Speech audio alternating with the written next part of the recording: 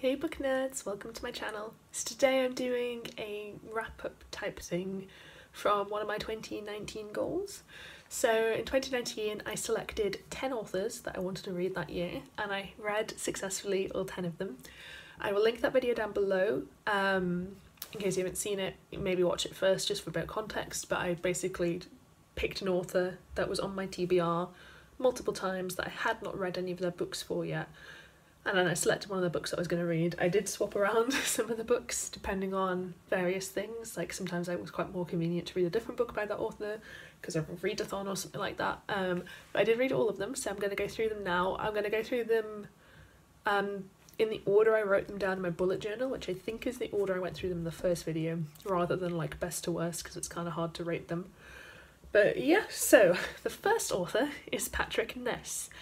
I read The Rest of Us Just Live Here, which is a book about normal people living in a world where superheroes exist. It's like a contemporary with fantasy elements, mostly contemporary. This I gave 2 stars out of 5. I really didn't enjoy this, and I specifically didn't enjoy it because of the writing style, which is such a shame. I think I will still read. I kind of want to read A Monster Calls, but I don't know how I feel about it. So if you've read that book, let me know if you enjoyed it or not, because I think it focuses on like illness or themes of illness, and I really don't like books about that. But yeah, that was probably, yeah, Patrick Ness got the worst deal in this list, which is kind of like, I guess it's good I'm starting with him.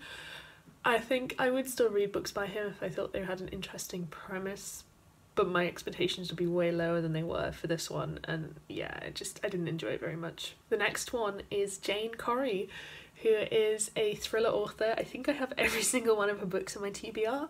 For her, I read Blood Sisters, which is a thriller about 2 sisters. One of them has brain damage and is living in a home, and her thoughts are coherent, but she can't speak to anyone, and she has like learning difficulties,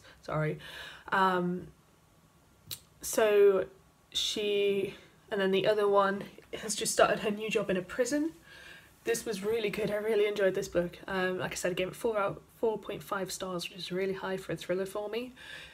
Her writing style was really great. I loved that it was there weren't any big surprises, but there were consistent plot elements that kept happening and kept the story propelling forward, and there was a lot going on. It was a really meaty thriller and I loved it. There wasn't any point where I was bored or I was just waiting for them to reveal something. It was like all very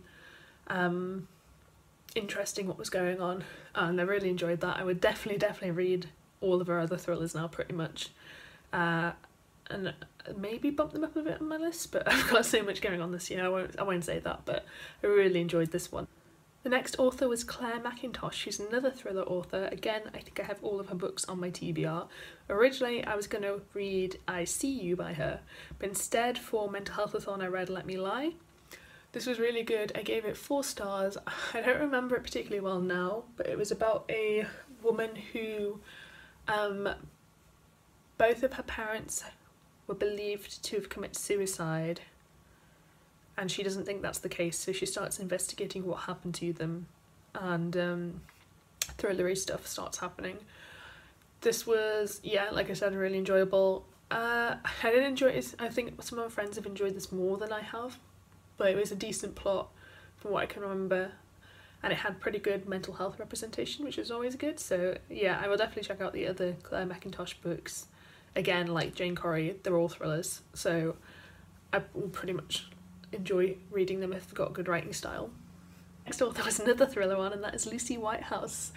So I read Keep You Close. I read this as an audiobook and I gave it 3.5 stars. I think the audiobook was maybe a mistake.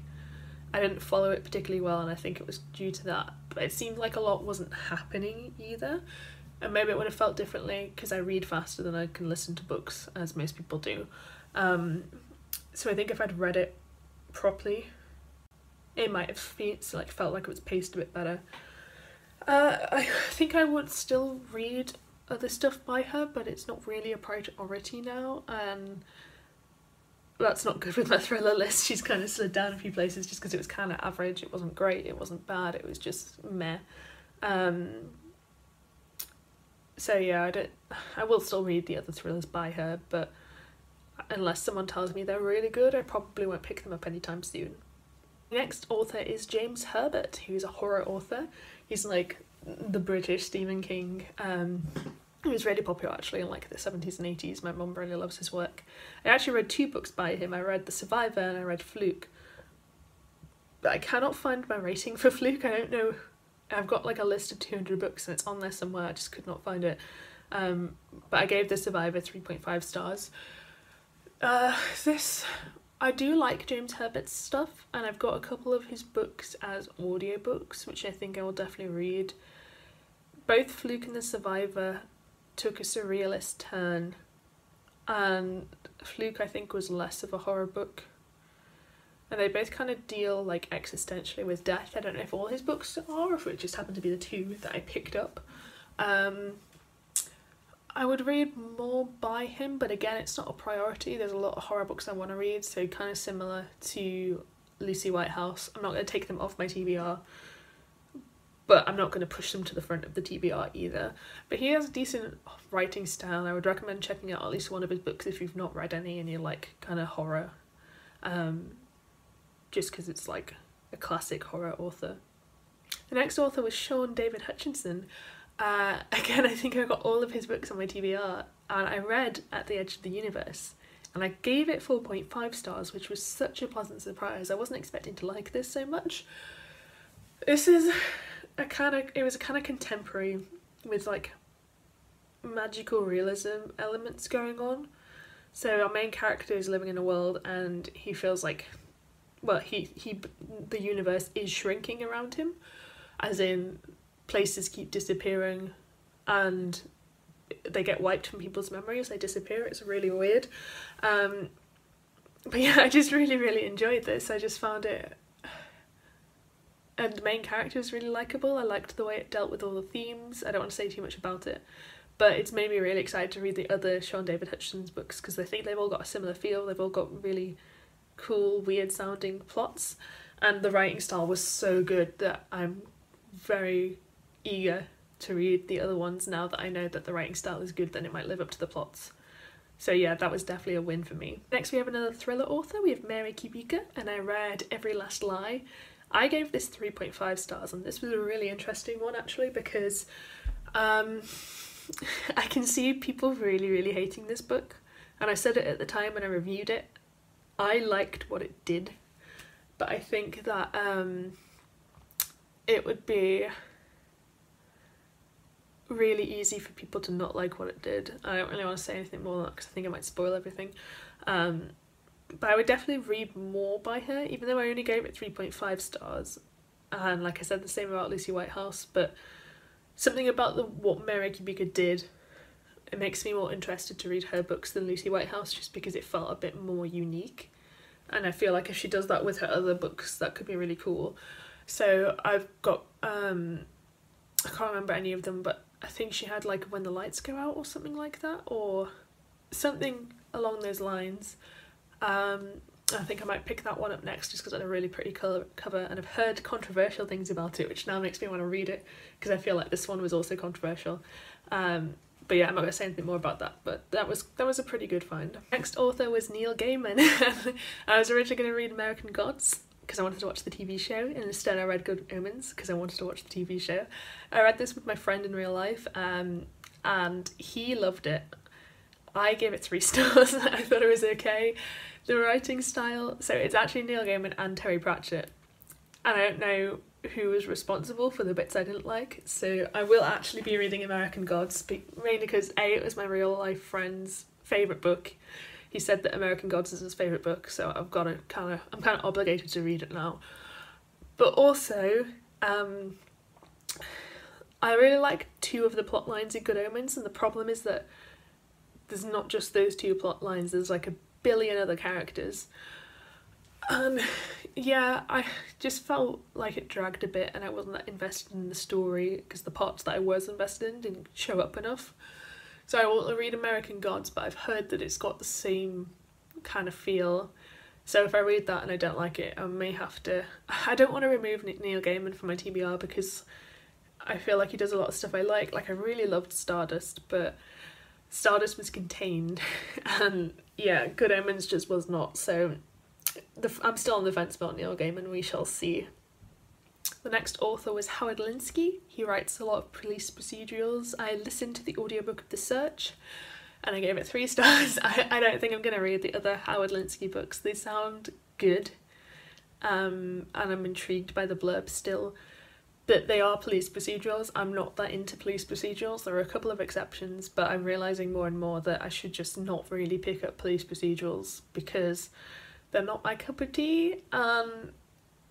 Yeah, The Search was okay. I might listen to the other ones on audiobook if I kind of start to run out of things on audiobook, but I'll probably just remove them from my TBR because, yeah, I've got 300 thrillers to read and it's not worth prioritising 3-star reads. But if you do like police procedurals, I would recommend checking out his work because I think it was actually quite good for a police procedural. It was just not my genre. Final author was Peter Swanson. I actually read an arc of his. I was meant to read The Kind Worth Killing and instead I read Before She Knew Him. I gave it 3 stars out of 5, but I really liked the writing style. The plot was a little lacking, but it was interesting overall, and I still really want to read his other thrillers. I'm actually buddy reading one in January with Simone from Me, Simone and I.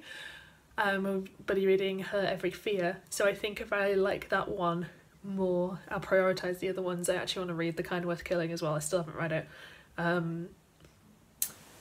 So yeah, so that is kind of the overview of the authors. I would say my favourite author out of this list, it's a tough question, either Jane Corry or Shaun David Hutchinson. I'm most excited to read more books by those two.